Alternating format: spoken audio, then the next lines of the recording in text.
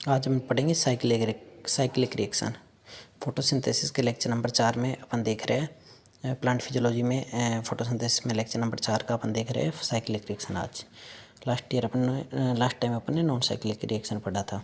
देखते हैं cyclic reaction Frankel in purple bacteria rhodospirillum rubrum. Frankel एक साइंटिस्ट है, उन्होंने सबसे पहले रोडोस्पाइरिलम रूब्रम एक बैक्टीरिया उन्होंने देखा। क्या है देखिए, ल्यूमेन एंड स्ट्रोमा।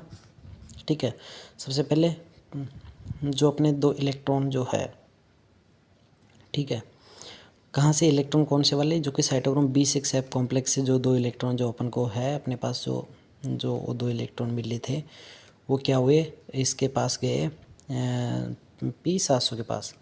P700 मतलब PS फर्स्ट के पास गए। जैसे फार रेड लाइट आई, 2 इलेक्ट्रॉन इसने A1 को दे दिया। A1 मतलब विटामिन K की तरह, ठीक है, इसको फाइलोक्विनोन भी बोलते हैं। ये 2 इलेक्ट्रॉन A2 के पास गए, FeSP। देन 2 इलेक्ट्रॉन A3 के पास गए। A3 ने क्या किया, स्ट्रोमा में फेराडोक्सिन सब्सटेंस तो जो था उसको दे दिया। उसने क्या किया, 2 इलेक्ट्रॉन का FD ने साइटोक्रोम B6 को दिया 2 इलेक्ट्रॉन। उसने क्या किया, PQH2 को दिया। PQH2 ने PQ बनाया रिड्यूस होके। देन ये फेस प्रोटीन के पास 2 इलेक्ट्रॉन उन्होंने दे दिए, फेस प्रोटीन के पास आ गया। फेस प्रोटीन से 2 इलेक्ट्रॉन वापस से साइटोक्रोम B6 कॉम्प्लेक्स के पास आ गया। साइटोक्रोम B6F ने वापस से प्लास्टोसाइनिन को दे दिया, और इस तरह से एक साइक्लिक रिएक्शन बनती रहती है। ठीक है, फाइनली साइटोक्रोम B6F कॉम्प्लेक्स से जो भी यहाँ पे जो इलेक्ट्रॉन आते हैं उसमें 4H+ यहाँ से निकल जाते हैं, और यहाँ से ATP सिंथेटाइज 2 ADP 2 PI and 2 ATP इस तरह से चली जाती है, और ये साइक्लिक एक रिएक्शन चलती रहती है। लेकिन अब अपन देखते हैं इसके बारे में थोड़ा डिटेल के अंदर। ये डायग्रामेटिकली रिप्रेजेंटेशन है। Generally plant do not operate this cycle because it produce 2 ATP। क्यों नहीं करते, क्योंकि ये सिर्फ 2 ही ATP प्लांट इसको ऑपरेट नहीं करते, क्योंकि ये सिर्फ 2 ATP का फॉर्मेशन करता है। It is operated under following condition. When ये कब करने, ये इसके लिए क्या क्या कंडीशन होना जरूरी। When inhibitor of PS second present, NADPH accumulate ATP। NADPH ही उस ATP को एक्यूमुलेट करता है। Photosynthetic bacteria and heterocyst of BGA PS second is naturally absent in red algae and bundle sheath cells of C4 plant. Oppressed membrane is absent because thylakoid do not attach with each other. They are known as laminar thylakoid, hence only PS first works. When light of more than 675 nanometer is present outside the plants, it become more than 680 nanometer when reach up to reaction center, and on this light PS second cannot work. अगर ये reaction चलती है तो फिर PS second वाली जो reaction है वो नहीं चल पाती। ठीक है, इसलिए ये ज़्यादा मतलब अगर अपन कंपैरिजन करें दोनों साइक्लिक और नॉन साइक्लिक के रिएक्शन में, तो जो प्लांट जो होते हैं वो नॉन साइक्लिक के रिएक्शन को प्रेफर करते हैं। वो इसलिए करते हैं क्योंकि इसमें सिर्फ 2 ATP का फॉर्मेशन करता है, और 2 ATP भी NADPH ये सब बनाने में चली जाती है। तो जबकि उसके अंदर 3 ATP + 2 NADPH और ऑक्सीजन का इवोल्व हो रहा था नॉन साइक्लिक रिएक्शन में, इसलिए वो ज़्यादा इंपॉर्टेंट है। ये साइक्लिक रिएक्शन है। ठीक है, साइक्लिक रिएक्शन में मैं आपको एक बार वापस से दिखा देता हूँ कि जो साइटोक्रोम B6F कॉम्प्लेक्स के पास जो अपने 2 इलेक्ट्रॉन जो थे उसने प्लास्टोसाइनिन को जो दिए थे, वो प्लास्टोसाइनिन जब इसने दिए PS फर्स्ट को, तो क्या हुआ, इसने A1 को दिया, A1 ने A2 को दिया, A2 ने A3 को दिया, और A3 ने फेराडोक्सिन को दिया। फेराडोक्सिन ने क्या किया, साइटोक्रोम B6 को दिया। साइटोक्रोम B6 ने 2 इलेक्ट्रॉन PQ से PQBH2 इन सब रिड्यूस होके H+ और ये FAS प्रोटीन को दे दिया। FAS प्रोटीन ने वापस साइटोक्रोम B6F को दे दिया।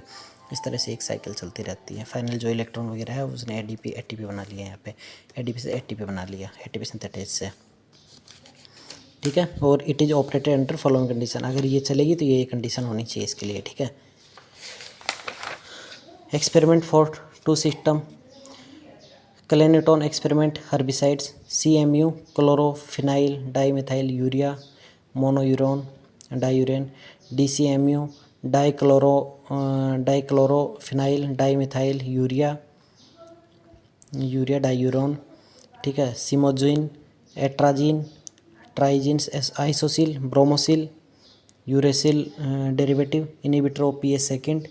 ठीक है, और ये सब क्या है, ये दोनों क्या है, ये सब क्या है, सारे इनहिबिटर ऑफ PS सेकेंड के इनहिबिटर है। इसने कहा था ना कि इनहिबिटर ऑफ जैसे when inhibitor of PS second present, PS second के इनहिबिटर प्रेजेंट होंगे तभी ये साइक्लिक रिएक्शन चलती है। तो साइक्लिक पीएस सेकंड के इनहिबिटर कौन कौन से, ये सीएमयू, डीसीएमयू, साइमोजिन, एट्राजिन, आइसोसिल, ब्रोमोसिल, ये सब, ठीक है, inhibitor of PS second.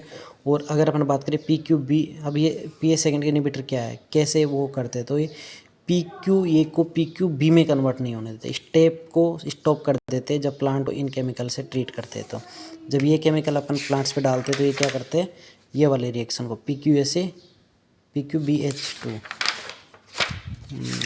Sorry मैं देखता हूँ इसे PQB, देखो ये इस वाली रिएक्शन को ही रोक देते हैं, कैसे PQBH2 वाली रिएक्शन को रोक देते हैं, ठीक है। इसलिए पीएस सेकंड के इनहिबिटर हो गए, ठीक है। इनका नाम याद कर लेना, अच्छे से इंपॉर्टेंट है CSI-नेट वगैरह के लिए। CMU, DCMU, simazine, atrazine, isocil, bromouracil. और सबसे इंपॉर्टेंट कि ये कौन सी स्टेप को इनहिबिट करते हैं, PQA को PQB में कन्वर्ट नहीं होने देते, ठीक है।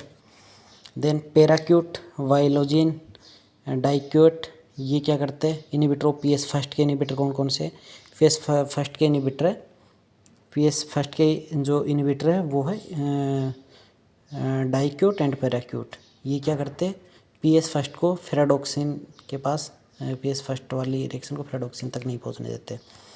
इमर्सन ने एक एक्सपेरिमेंट किया जिसको अपन रेड ड्रॉप इफेक्ट भी बोलते हैं। उसने क्या किया, प्लांट के ऊपर रेड लाइट दी, प्लांट्स को सिर्फ रेड लाइट दी और रेड ड्रॉप, अपन को रेड लाइट में प्लांट्स ग्रो हुआ। लेकिन रेड लाइट जो है, लाइट कम हो जाएगी और फिर अंदर आते आते तो ये प्लांट्स को ग्रो नहीं करेगा, क्योंकि red drop NADP plus ATP बनेंगे ही नहीं, डार्क साइकिल चलेगी ही नहीं, आ जाएंगे।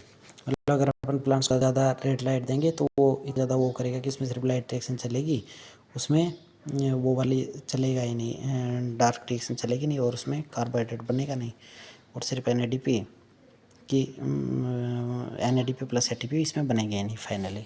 इस तरह से इसको रेड ड्रॉप इफेक्ट कहते हैं, ज़्यादा रेड लाइट देने की वजह से प्लांट्स को। इमर्सन इनहेंसमेंट एक्सपेरिमेंट, सेकंड एक एक्सपेरिमेंट है इमर्सन इनहेंसमेंट एक्सपेरिमेंट। इन्होंने बताया कि ओनली अगर अपन प्लांट को रेड लाइट देते हैं, ओनली फार रेड लाइट देते हैं, only red plus far red का मिक्सर देते हैं, तो इन्होंने देखा कि पहले केस के अंदर प्लांट्स की ग्रोथ हुई, नॉर्मल हुई, ठीक है। सेकंड केस के अंदर भी प्लांट्स की ग्रोथ हुई, उतनी ही हुई अगर फार रेड लाइट देते। बट अगर दोनों का अपन मिक्सर देते हैं, रेड प्लस फार रेड को मिक्स करके अगर लाइट दे रहे हैं, तो प्लांट्स में इसमें जो है वो इसकी ग्रोथ जो है वो अच्छी होगी कंपेरिजन टू इन दोनों के। इसी को अपन इमर्सन इनहेंसमेंट एक्सपेरिमेंट भी कहते हैं, ये जो कि इमर्सन ने किया था, ठीक है, रेड लाइट के ऊपर ही था, और एक इमर्सन का ही एक्सपेरिमेंट है, ठीक है। रेड ड्रॉप इफेक्ट इस तरह से इन्होंने बताया था, ठीक है। कल से अपन पढ़ेंगे डार्क रिएक्शन। आज आप नोट्स देख सकते हो एक बार।